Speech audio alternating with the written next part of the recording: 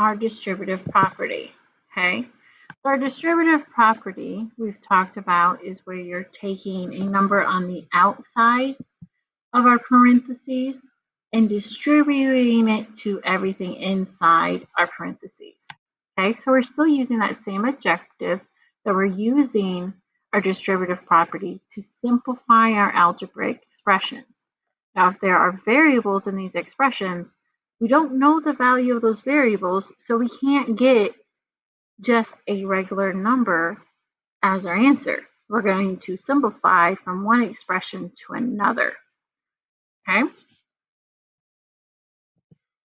So we are going to start with some guided practice on page 378. So if you need to pause this, get out your volume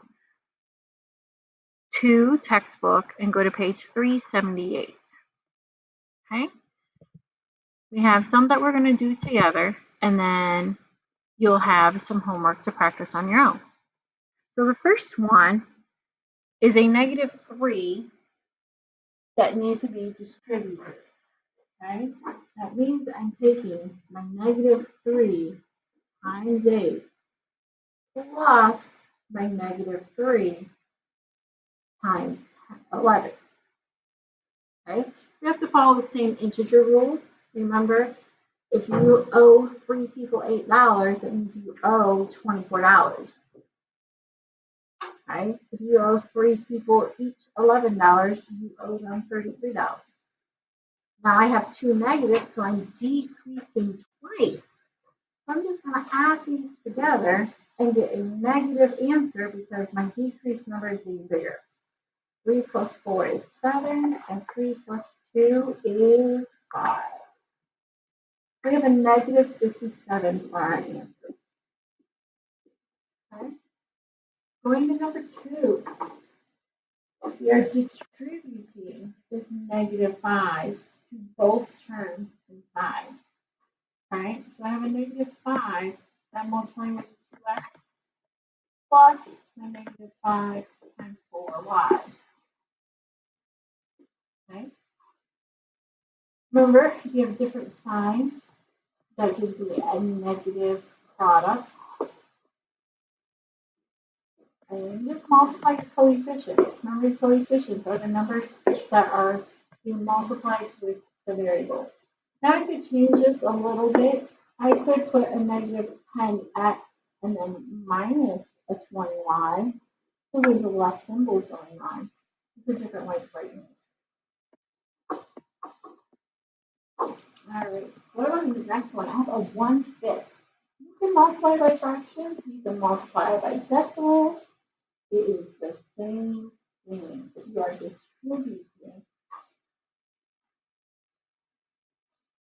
that fraction to everything inside the term. Okay? So if there's 2 terms, you're multiplying by 5. If there's 3 terms, multiplying by 3 times. Okay? So you could put g over 5 instead of 1/5 g, because it's another way to write it. 10 times 1/5 is really 10 divided by 5, which is 3. So our final answer, g divided by 5 minus. All right, now we have a word problem. So you notice how this says example 7? On your homework as well, it says example number. And it tells you to go back in the chapter to this example, and you're doing the same type of concept. Okay, so a horsefly is about 6 4/10 feet per second. The word per is one of those key words. At this rate, how far can it fly in 25 seconds? And justify by using our distributive property. I'm just going to show our work. Okay? So the way that we have it set up is that the 25 seconds times both my 6 and the 4/10. We broke it up. That way we can do it a little bit more mental math. Then I have 6 quarters. That means I have 125 plus, and then 4 times 25 is on. Oh, wait, not 125. 150. I have 6 quarters. Not $1.50. Plus then 10, because I take 25 times by 4 times. That is how we get our 160 feet. We use distributive property to break it up so it's more of a mental math problem. Okay? You need to, it's a video, pause it, fill in your notes.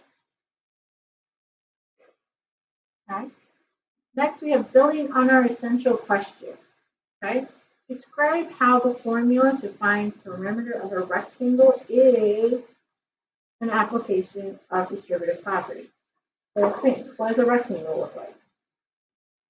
Okay? We have our width and length. How do we find our perimeters? We have to do what? Add them up all together. Well, we add them up twice, right? So we could use our 2 times length plus W. And then we use distributive property because we have 2 length and 2 width. Same thing, except one is in the simplest form. Okay? That's a quick review about what we did yesterday. If you did not do yesterday's lesson, you need to go back, watch that video. It has everything you need to know to help you be successful with today's assignment. Okay? Today's assignment, the next page at 379.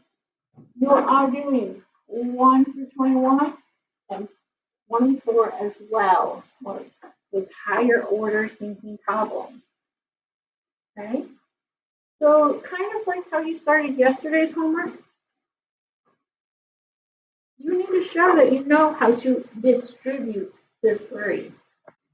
Okay? Not using order of operations, we're using distributive properties. So if I have to take 3 times 5 and add that, whatever 3 times 6 is. So I have to take 15 plus 18. And that gets us 33. Okay? That's how you're going to show your work. Now, when you go into your problems, like I said, see how this one has the example 1? You can go back to those previous pages if you get stuck on a problem and see how they solved it. And that's how you're going to want to try to solve your other problem. Okay? If you have any questions, shoot your teacher an email. Otherwise, have a great day. Let's look at this as well.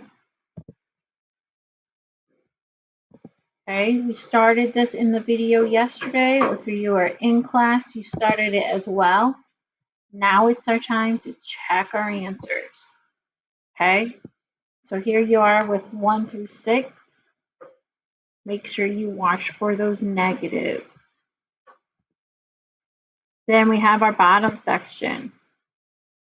Okay, if you need to, pause this, check your answers. Did you get them right? Did you get them wrong? What was it?